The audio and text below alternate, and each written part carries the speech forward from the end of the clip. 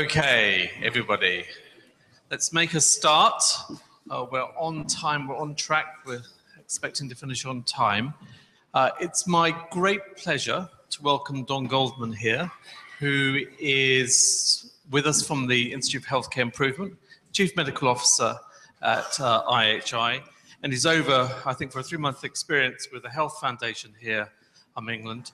He's got clinical experience as a pediatrician in the US, but also as an academic who's done a lot of work around marrying up the difference between an academic model approach to improvement and a quality improvement project that of techniques of the type that we're using at the moment here. And we've alluded a little bit to this earlier on about sort of different approaches to testing what's appropriate and when it's appropriate. So he's going to share his experience with us, his experience of working in this field for a number of years, and then I think we're going to have a question and answer session afterwards. So thank you very much, Great. Don. Thank you. I'm all wired actually. So, and somebody will have to keep me on time. I have this habit, which I can't break, of breaking into telling stories. And when I do that, it gets out of hand because then I think of another story. So I have to do some tests of my own here, some PDSAs. First of all, I've never actually had to follow Bob Lloyd and talk about scientific improvement. So that's going to be a test to see if I can do that successfully. And I do have, I have trouble with slides behind me because I don't like to look away from the audience. So I'm going to try and make it as unobtrusive as possible. I was in a theater in London, the Dunbar Playhouse, I think, or warehouse, where the lead actress got sick at 5 p.m. Prior to the 7:30 show, and somebody came on who's a really good actress and read the script as she walked through the play. So I thought that was really amazing. So I'm going to try and walk through the play unobtrusively while reading occasionally what I have on those slides. And I don't want to neglect the people over here. So we're in Hackney. How many people are from Hackney? So you're from Hackney. So what was this like in 1800 or 1700? What was this? This place, Hackney. Yeah, it was a rural area. At one point, Henry VIII had a palace here. This was considered the playground of the rich who would come out here to escape the city of London and be in a rural area. And then the railroad came and look what happened. I mean, now it's a very charming and nice place, but it's really, really different. And we face that to some extent in quality improvement because the landscape is changing right under our eyes. And I'm just going to start with a little editorial that if we ignore what technology has allowed us to accomplish in healthcare and what all the advances in therapeutics and diagnostics have done, and just think we can only focus like horses with blinders on improvement, we're going to miss some of the opportunities. So my first appeal would be to keep aware of what's happening in HIT and technology and therapeutics and all the other stuff that goes on that's miraculous, really. Focus on that positive achievement and see how we can add to that to accelerate improvement so that all patients, regardless of their circumstances, can benefit from it. So I'm going to talk about how to implement credible QI projects without large grants. I know that some of my academic colleagues think they can't do anything without large grants. By leveraging the interprofessional skills that are in this room, I've already met a pharmacist, a nurse, a doctor, I'm sure there are others here. And most importantly, in the context of routine work, not outside of routine work. And some of them what I'm going to say, it may have a little tinge of my academic background because I have to persuade academics all the time that this is legit. And I don't know if you have to do that, but I'm sure you have somebody you need to persuade that this is legit, not just soft stuff. So let's see what we can do here. So first of all, there are many names for what we're doing. And I don't know the extent to which it's become a problem in the UK, but in the US, we have the typical thing where people say, oh, I want to do that, but I want my own niche. So I'm going to call it something different. I'm going to start a journal. I'm going to start a society, and I'm going to be a professor. And so you'll see all these terms here and various terms for the science, healthcare delivery science, implementation science. People will talk about Lean, Six Sigma, the model for improvement, which is what you're learning here. All of these come from the same basic core principles. They're slightly different. The methods have different use, but we're all really on the same farm here. It's not like we're talking about different places and methods. Now, this is my elevator speech for what scientific improvement is. And I'm going to ask you to step back from what Bob said and to think about it this way. And I'm not going to get this done in 5 minutes. It's supposed to be 5 minutes. I try. But I want to be able to explain what we do to people who don't know anything about it, especially skeptics, really, really quickly and sound rigorous. So we'll see whether you think this is of any use whatsoever. Well, you've heard about the clear, measurable aim, and that's got to get drilled into you. This has to be so automatic. And I know that when you all came here with your projects, many of you had to adapt your aim or modify it to really be very specific. And I'm not going to spend much time on that. But even more important is the measurement framework you're going to use in achieving the aim. And that's that piece about what will we measure, how we know change is improvement. But I don't find in general that this is taken seriously enough. When you put together a driver diagram, or you even do a simple PDSA, the measurement has to be really clear. If you build a driver diagram, everything on that driver diagram should be measurable. If it's not measurable, think about a way to have measures created for that driver. We're a little bit lax about that. I see a lot of fuzzy thinking, and to really be credible, you have to think about it that way. And that gets us to the content, the ideas that are on that model for improvement, and how these ideas are expected to impact the results. This is your theory, it's your prediction, but the word I like to use, especially among people who are skeptical, is this is a causal pathway.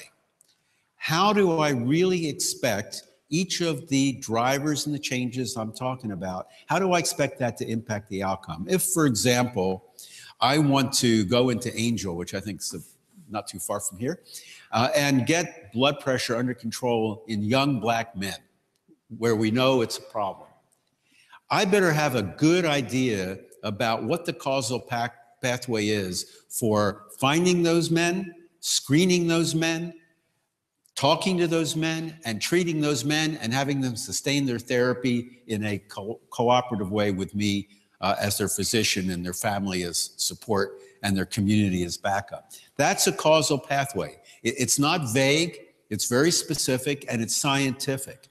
And in fact, if you are building a driver diagram and you put down, let's just take an example. I'm going to go into the church. I don't know Angel very well. I don't know who lives in Angel, but if I'm going to go in the church in Angel and I want to reach young Black men, I better pick a church that's in an area that has people who come there who are Black, right? And if I think that I'm going to send a nurse into that church on Sunday and have a conversation with the congregation about blood pressure, I better be sure that that's actually going to be an effective way to get change in that church, and so forth on down the line. This all is a degree of belief that's going to work. It involves PDSA cycles and testing to increase your confidence that that's a good idea. Even more specifically, when you put your driver diagram together and your changes, I'm going to ask you to take a leap and try and think statistically and mathematically about how much of the effect I want to achieve is going to be attributable to that change. Here's a good example. You all know about surgical site infections probably, and you probably read somewhere that if you don't use a razor, or you'll reduce your chances of infection. If you use a razor, you make little nicks and cuts, and you increase your chance of infection. And there's studies showing that that's actually important. But if you look at all the factors that are contributing to infection after surgery, it turns out that the attributable effect, the amount of impact that you can say is due to the shaving or not shaving, is probably about 2% of the whole thing you need to do. So if you expect that you're going to get better outcomes and reduce surgical site infections just by dealing with the shaving, you're dealing with 2% of the problem. That's the causal pathway. Is that clear? Because some people, some of you look like you're not quite understanding that. It's being really explicit about how much effect you can expect from a given change that you're really all hot and lathered about. Because you can get passionate. You have the best idea. Sending that nurse into that church was the best idea you've ever had. But if you think that's going to control blood pressure, the impact is going to be only a fraction of what you need to do to actually control blood pressure in Angel among young black men. Okay? Is that seriously? I mean, if it's not clear, I want to get it clear now. So that's your content theory. That's the theory about the changes you're actually going to make that are going to result in improvement. That's different from the implementation theory. What are the activities you're actually going to do to make the change and get people to adopt the ideas and the content that are part of your content theory in the causal pathway? So if I want to reduce blood pressure in young men, and I want to have meetings of people like this to talk about it, that's an activity. That's not, there's no evidence base around the content for reducing blood pressure of having a meeting. That's an activity. It's part of your implementation plan. And I like to separate them. When I'm doing a driver diagram, I don't mix up the changes that are evidence-based for which I can put a statistical number on with activities that are supposed to have certain outputs that are part of implementation. So I make that distinction. I think you should too. Very often I'll look at a driver diagram, I'll have something about leadership or culture or whatever. Those are enabling factors, or they may be activities or things you want to manage that are not part of the direct causal pathway from a change that's evidence-based to an outcome. So that may seem a little bit pointy-headed and academic, but I think it's a confusion that often occurs. We've talked about rapid cycle testing as being all about prediction and learning, and I think you've got plenty of that.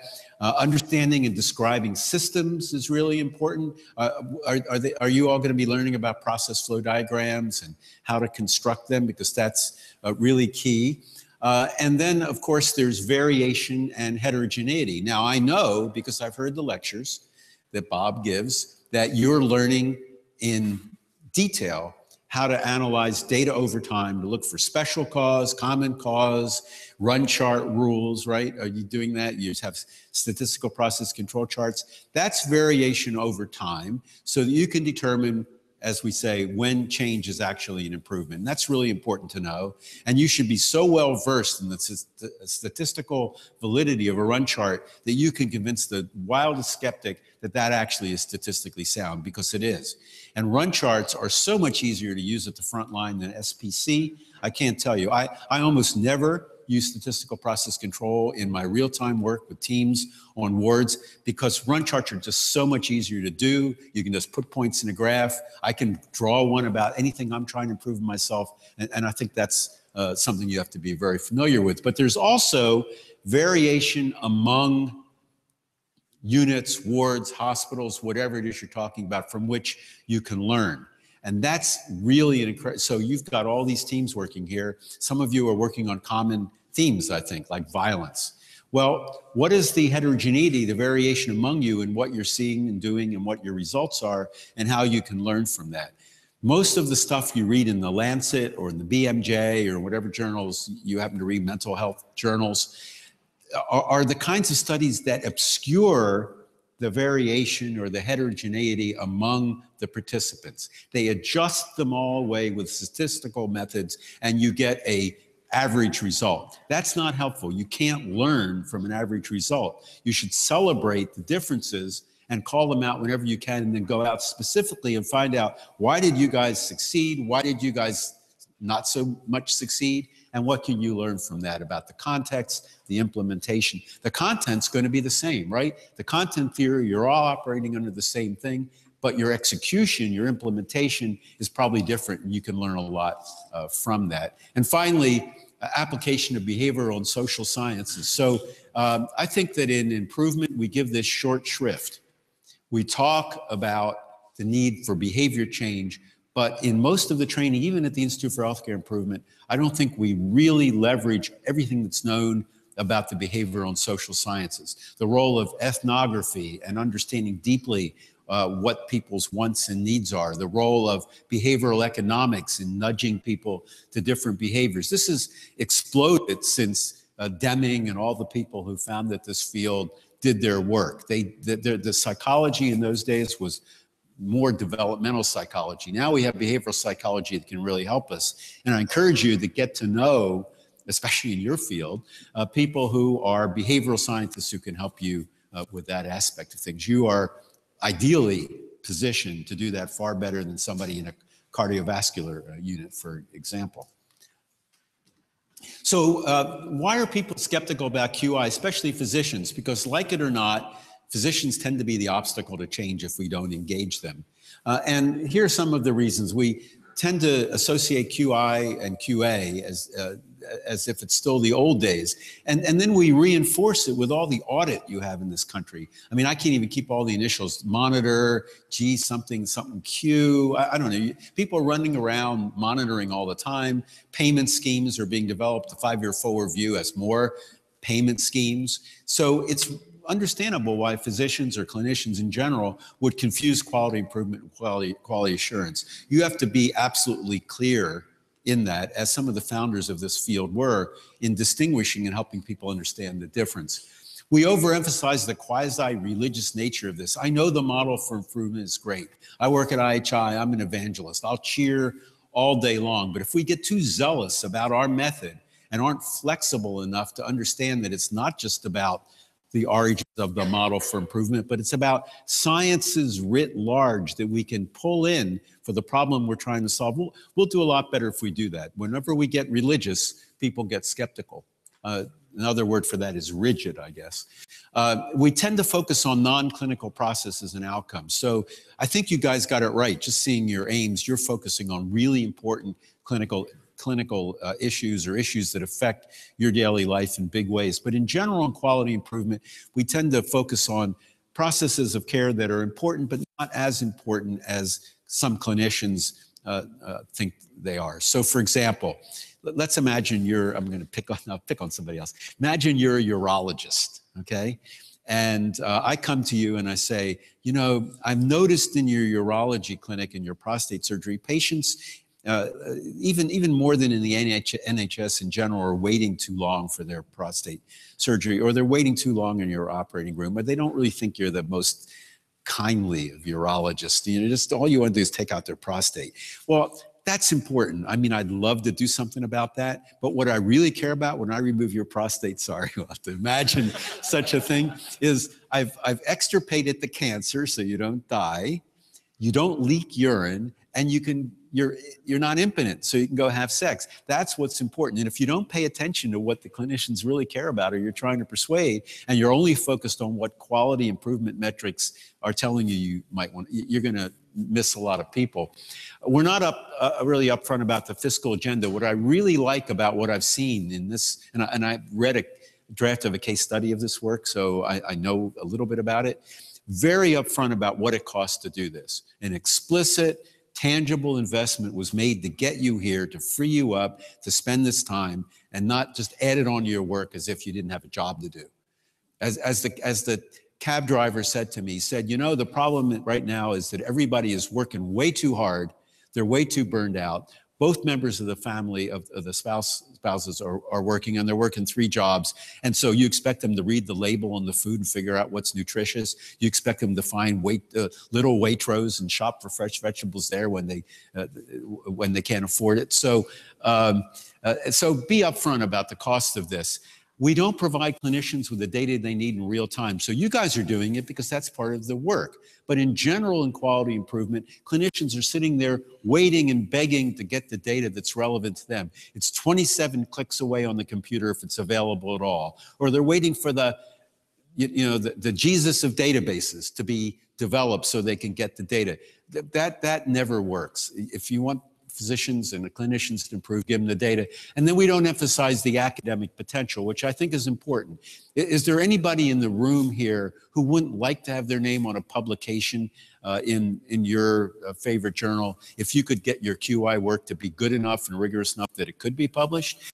Raise your hand. I mean, I know it doesn't matter to everybody in the room, but boy, it sure does feel great to see your work publicized. So why do we emphasize science and rigorous design, implementation, and learning? First of all, if we don't do it well, we waste time. Most importantly, we waste will. We waste your intrinsic motivation to do this work. And lately I've been thinking a lot about this, about heart. Somebody asked me, well, Don, you're 71 years old. This is where you're all supposed to get up and say, really? Come on, really? Don't believe that one. So intrinsic motivation starts to matter as you see your time horizon shrinking away. And this is the beating heart of the work we do. And if we waste your time and your ideas and your energy, that heart gets softer and softer, and eventually the light is extinguished. So that's almost sinful to do that if we don't design work that's meaningful. Secondly, if it's a poorly designed project from which we never can learn because we don't have it built that way, I think it's unethical. How can we take people away from their work, the bedside? How can we take patients and subject them even to work that is designed to improve in quality and has this much risk if we can't learn anything? To me, that's a strong word, but I think it's unethical, above being wasteful. And finally, if we don't anticipate the unintended consequences of what we do and plan for them and monitor them, that's even worse. I've seen thousands of quality improvement projects. I'd say maybe 3% of them have thoughtfully looked at what could be unanticipated that might even harm patients. So you all know what MRSA is, right? Methicillin-resistant staph, that bad bug.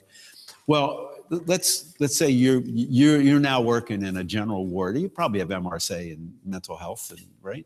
So I want to improve quality on that ward so that 100% of patients with MRSA are on proper isolation precautions. That's my goal. I'm not going to go to institutional review board or have any ethicist, or I'm not going to get informed consent. I'm just trying to improve quality. So what would be an unanticipated consequence of that? And you can think about your own area. I mean, I think it's true for any patient population. Well, you have an answer. I can see it coming. Testing lots of people when it's fairly rare occurrence. I don't want to test them. I just want to put them on precautions once I know they have MRSA. I don't want them to spread it to other people because I know you're not going to wash your hands 100% of the time. Well, just because we don't have too much time, but basically there are now 3 studies that show when you put people on isolation precautions for infection, the number of times people go into the room reduces because they have to put on all that stuff. The number of blood pressure measurements, urine analyses, all the things you're supposed to do are dampened. There's a reduction. In addition to that, there's stigmatization. People on the ward look at that person and say, oh, you know. There are a lot of them, and 3 studies showing that you can harm patients by not doing what you're supposed to do.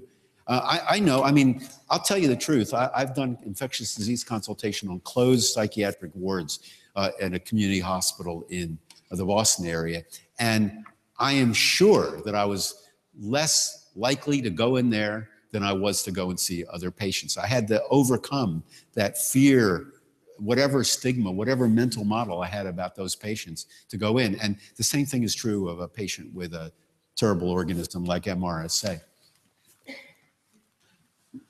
So here's a way to think about this. This is a science, right?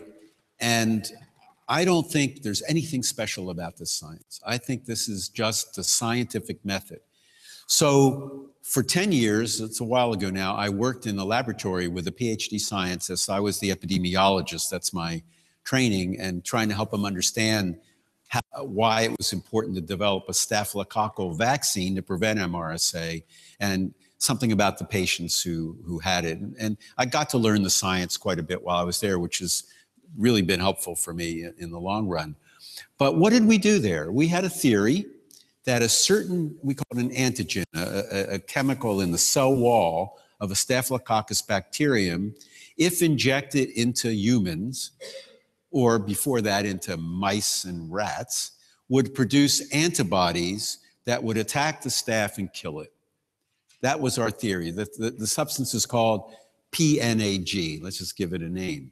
So what did we do? Did we go out and start immunizing 1,000 patients with this theoretical vaccine to see if it would work? No, we did a series of very structured PDSA cycles along ramps of causality to gain confidence that this was a good idea. First, we had to determine the dose. We tried a little bit of the antigen, a little bit more of the antigen, so we could see how much of the antigen you had to put in a mouse to get them to make antibodies. Then we had to figure out, is it better to give it in the muscle or under the skin or in the vein? Then we had to determine if we did get antibodies, whether they killed the bacteria. Day after day, we are cycling the experimental method and doing PDSAs to build our confidence on a ramp of theoretical causality to develop a vaccine. And I could go on like that. We filled lab books with that kind of information. By the way, how many of you are keeping a lab book on your work in your projects? How many of you are, there's somebody who is, good. It's, You're keeping a diary. So listen to that. What's your name? Okay, this is really important. We do not keep a diary. We do track our data, but remember, this is a contextual work we're doing where events shape what happens. So if I'm trying to reduce death from sepsis, bloodstream infection, in my hospital, and the CEO, the chief exec, gets up and says, if we don't get our sepsis rate down by 30%, there are going to be a lot of changes here. Now, you know that brute force is pretty effective. It's not sustainable, but it's effective. And so if I suddenly saw on my chart that there was a significant special cause and I'd improve, the special cause is the chief exec. It's not my PDSA cycle that week. All right, so keep a diary. In the work at IHI, all the collaborators I've been involved in, I've yet to see a really good diary that recorded all of the things that are happening that could impact on my work. We annotate the run chart, but we annotate it with those things that we're doing, not what else is happening in the environment. So if you do nothing else, keep a diary, just like you do. Good for you. Anyway, people say, well, the lab is... mice are not people. Well, they're not people, but you know, let's not oversimplify it. If you put mice in a room and change their food a little bit, or you change the temperature, or you get them from a different supplier, you get different results. Mice are actually very contextual. And if you look at the lab, my PhD friend, frankly, is a bit of a sexist. And he likes to make jokes which make me actually want to run out of the room, and I tell him that. But he's got a lot of women who are PhD or PhD candidates working with him. And do you think that they're going to be in the same culture that will speak up? And he's a little bit autocratic. And do you think they're going to say, well, we should stop getting mice from that supplier because I don't think they're really, no, they're going to keep quiet. It's just like the culture of safety that occurs in your environments. So I'm not going to say that working with mice is exactly like working in what you're doing. But it is the experimental method, and you do have to pay attention to context. And I don't see any fundamental difference between that and what we're teaching here. I just don't see it. And when people who want to all get staff under control, they have a conference called the Gordon Conference, where they come from all over the world and they share their results and they collaborate and they go home and they do experiments. They come back and they share and they collaborate. So they're essentially running a collaborative on staph vaccines. So I think that'll help you talk to some of your, talk to some of your colleagues. Losing touch with the work at the front line is lethal. So you're really privileged. You've been taken out of your workplace and you brought here.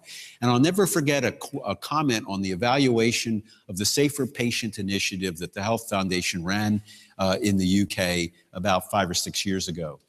The intervention over time was shown to be ineffective compared to all the trusts that were not involved in that initiative. And there were a lot of problems with the evaluation, and probably it was pretty effective. But one of the comments I'll never forget, they went up on a ward and spoke to the people who were working there, and somebody said the following. They said, you know, they all run off to this meeting and they learn all this great stuff, and then they come back and tell us what to do. So keeping touch with the front line, how the front line really thinks in your organization is just really important, because I'll tell you, they're burned out. A fellow who was working with us just wrote that paper, Work Smarter, Not Harder, which basically says that most healthcare organizations in the UK or in the US the people at the front line, the nurses, the physicians, even the administrators, cannot absorb another improvement project. We just can't keep lobbing our next improvement idea over the transom and expect they're going to be able to do all the other improvement things we gave them to. So prioritization and pacing and sensitivity to what the workforce can actually absorb. We're so enthusiastic, we have so many good ideas that I think sometimes we're not that sensitive. Then there's this issue of how am I doing, who's doing time? How much more time do I have? I'm okay? I think we'll be all right. So finding the pain is really important. I'm going to tell you a story here. You're going to all have to engage other people in this work. And fortunately, you have, I think, fairly charismatic leadership. I mean, even by email, I can tell you that you got charismatic people. I get excited reading their emails. Can you believe that? And with a time difference, it's really odd sometimes reading their emails, but I get really excited. So, but you have to persuade other people who won't be exposed to your charismatic leadership, and you got to deal with them. So here's the story. When I took over as medical director of quality improvement at Boston Children's Hospital, I'm going to come down this end of the room and pick on somebody. I thought it'd be a good idea to go talk to the medical directors and the surgical directors at Boston Children's to get them excited about QI. Because I just read the book, the Improvement Guide, and I was, this is the recipe for success. So I went to see Thorne Griscom, a crusty old radiologist, beloved. He can read, in those days we actually had chest films, you know, it wasn't all digitalized. And he would read, he could look at one of those and say, well, everybody thinks this is pneumonia, but I think this patient has a congenital fibrotic problem in the right upper lobe. That's how good he was. And we were buddies. And I came in and I said, Thorne, how you doing? I'm the medical director of quality improvement now. And I'm just going to talk to you about quality improvement. And I will just mouth the letters of the word, but what? And he went on and on and on. I said, Thorne, we're buddies. It's okay, you know? And I said, so I thought, God, you're using all these bad words. I'm going to take a chance. I said, Thorne, when you come in the morning, what pisses you off? Can I say that? Is that allowed? Okay. What pisses you off? And he said, more expletives. He said, the A&E staff. He said, a kid falls down and hits his head, and they send the kid for a CT. I have no clinical information whatsoever. What do they think I am? They think I'm developing the films. I am a trained physician. After 8 years of training, I would like the clinical information about this kid. So I said, okay, wow, that's really good to know. So then I went to the A&E department. I went to Dr. Fleischer, who was the head of the A&E, and I went up to Dr. Fleischer. Here you go. Hello, Dr. Fleischer. And I said, so now I got the picture, right?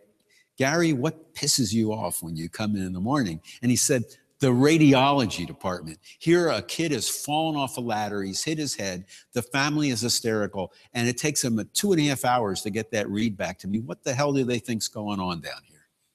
And so there's pain, right? There's pain you can leverage. And so asking and finding that pain is really important. As it happens, there was a graduate student coming through named Montserrat Vera from Spain. We brought them together, and they developed to my knowledge, the first radiology form that had a checklist that provided both decision support and information. So there were the 6 or 7 important variables that predict whether you need to do a CT, whether the kid's likely to have anything going on in the head. And so right away, a lot of kids didn't get CTs anymore. And right away, Dr. Griscom was thrilled because now he had the key clinical information on the requisition, and Montserrat published it. So there's an example of finding the pain, doing quality improvement, developing an innovation, which was truly innovative at the time, and getting it published. I'm not going to talk much about teamwork, but I do want to talk about embedding your work and the data collection in QI. Let me start with this theory, but it's based on a lot of experience.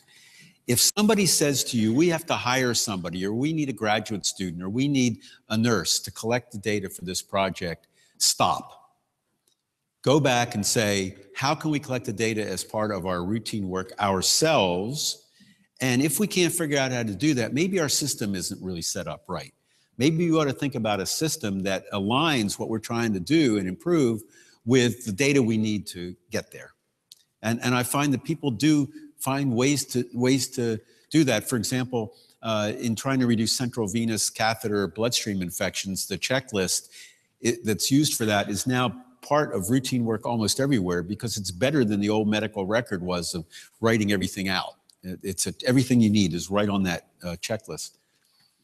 So here you go. Here's some example. This was my first study. I want to show you how easy it is to get started. And let me just tell you, I don't think I'm particularly brilliant or anything. I mean, I think I'm smart, but this is not really rocket science. So back in those days, the normal antibiotic duration for surgery for prophylaxis was about 6 days in our organization.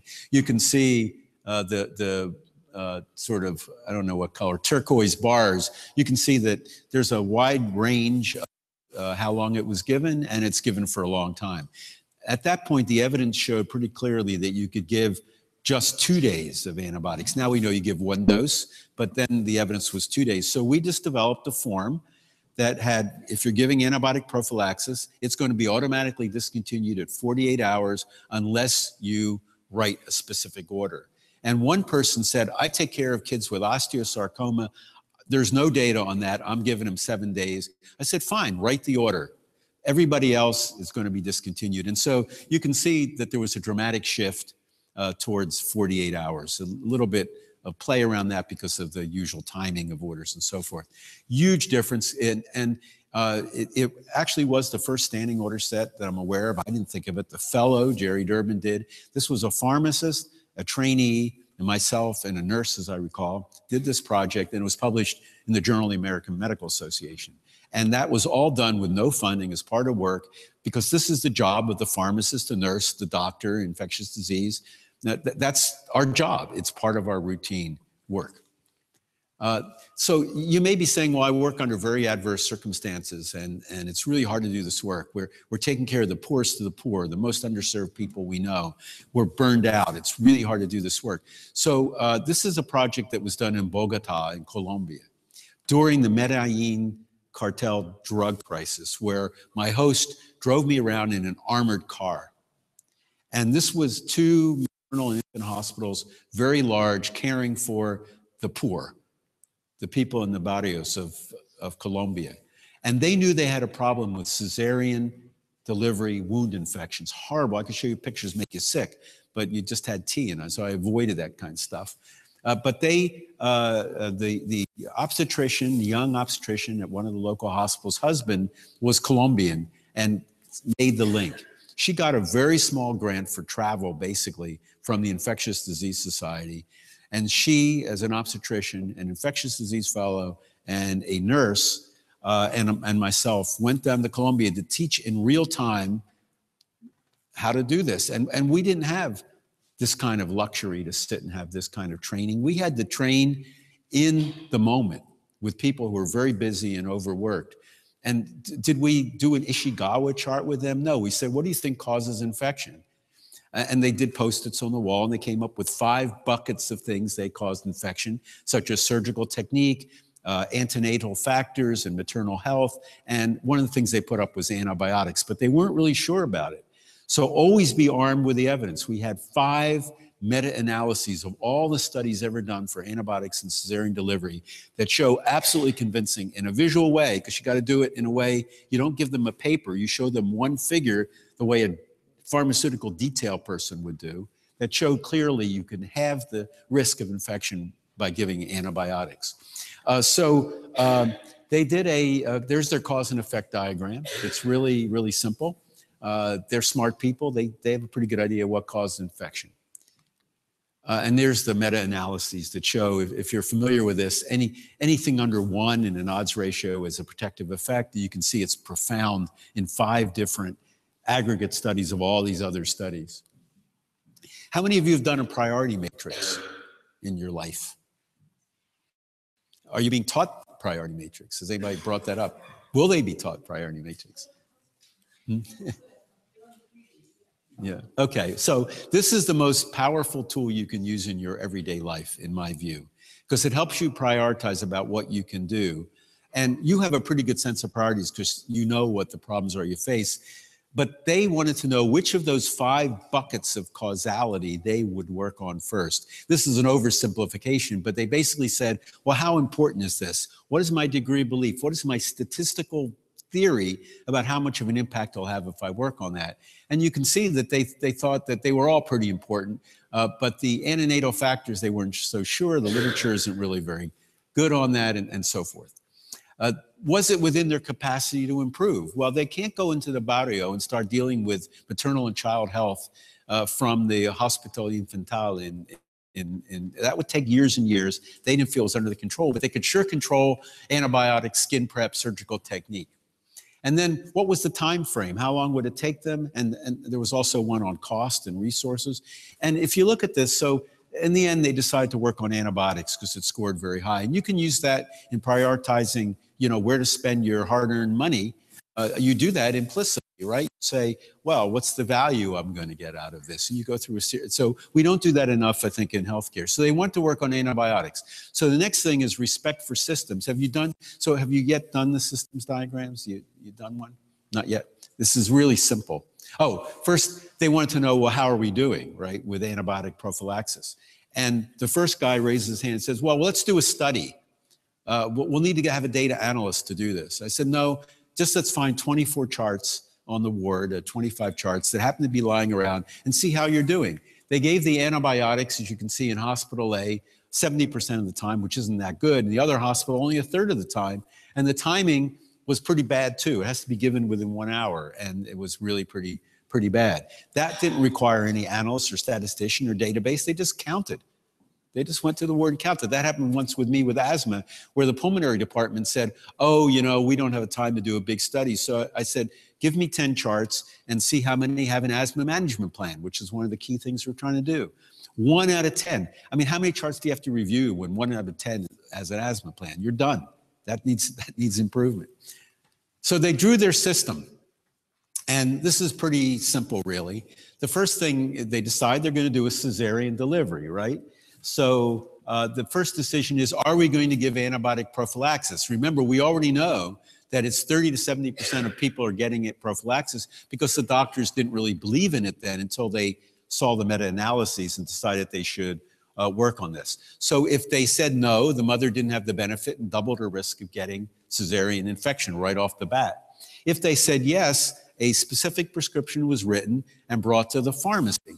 Well, some of you are pharmacists, right? So if you think about Colombia, you know what goes on. Eli Lilly was there and was giving them at a deep discount or for free some very expensive drug, and now they still want to give it because they thought it really worked. Somebody else wants to give cefazolin, which costs about $1 a dose, and somebody else wants to give a totally inappropriate drug just because they think it's a good thing to do. The pharmacy can't stock all that stuff in Bogota, and neither can you. I mean, we limited resources here. You have NICE, which is really helpful, but Bogota did not have NICE. So right away, the drug prescriptions can't be filled because they can't stock all those.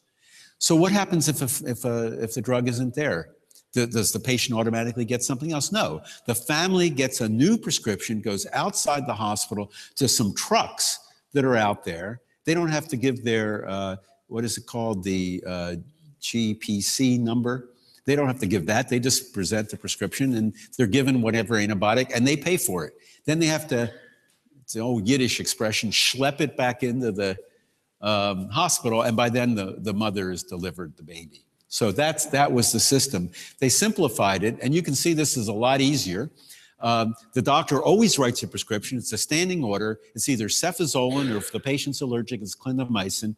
If they don't want to give that cheap generic drug, they can write an order, but nobody wanted to do that. Too much trouble. The antibiotic is stocked at the point of care, put in the packet with all the other stuff, going to the OR, brought to the OR with the mother administered. I mean, it makes so much, but they never thought to actually graph the process. And some of the processes I could show you that were graphed by my colleagues are so complicated that they don't even fit on a slide. So these are the data.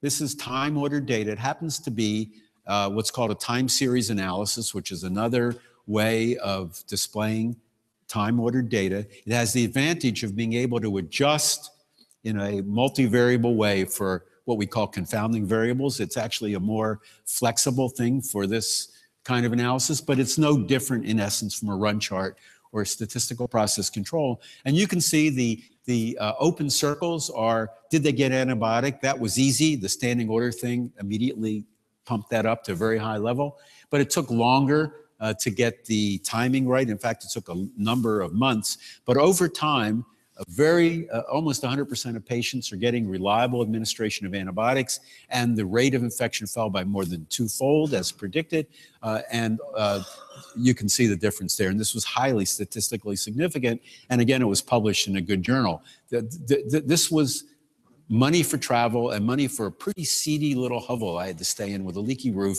in the middle of winter in Bogota, which I'll tell you is rainier and colder than London. Okay, try it. Trust me, it's really not pleasant. By the way, I should just say that in doing this, they dealt with some of the other problems that were under the control. So the they were doing changed from this to this. It's called Pfiffenstiel or something. They did fewer vaginal exams.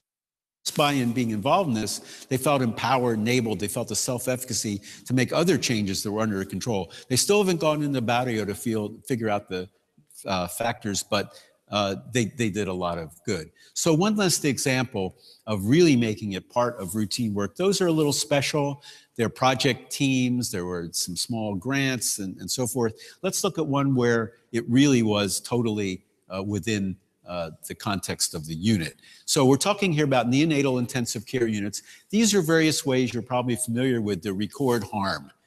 Volunteer reporting of mistakes and harms, reviewing charts, morbidity and mortality rounds. You're probably exposed to these various measures. I'm not going to spend any time on those. I'm going to talk about the random safety audit. So this was an idea. This is where curiosity, what I just said on a little video there, constancy of purpose and curiosity. Paul Plesic is an innovator, whom some of you may have heard of. He's a wonderful healthcare innovator, but he knows a lot about banking. And he said in banking, people in real time do audits that are random. They don't audit everything every day. Now they can with automation, but back then they really couldn't. And so they would randomly pick something to audit all the time as part of the routine transactions of the banking industry. The idea was, how can the front line in healthcare do that same kind of random auditing of important processes of care that we know produce errors and could produce harm? How can we feed the data back immediately so that people can take action? And here, you'll notice I'm talking here about behavioral science. This is motivating to go around as a team and actually be able to do something. It's enabling because it gives people in real time the training and the tools to do it.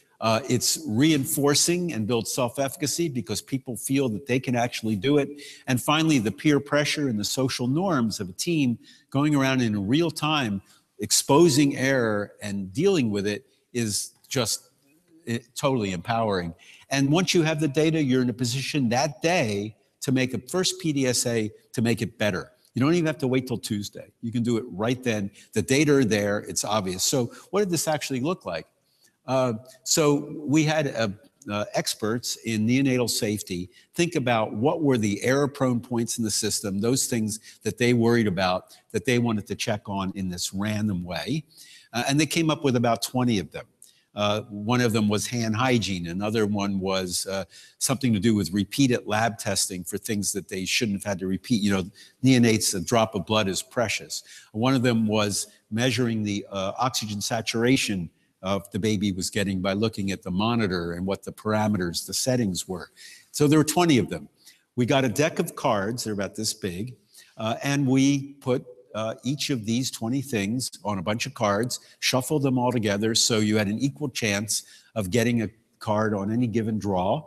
And every day you draw a card, and that's what you're going to monitor that day. It might say hand hygiene. On the front of the card is a little trivia question. You know, what's Don Goldman's favorite wine bar? On the other side of the card is the data.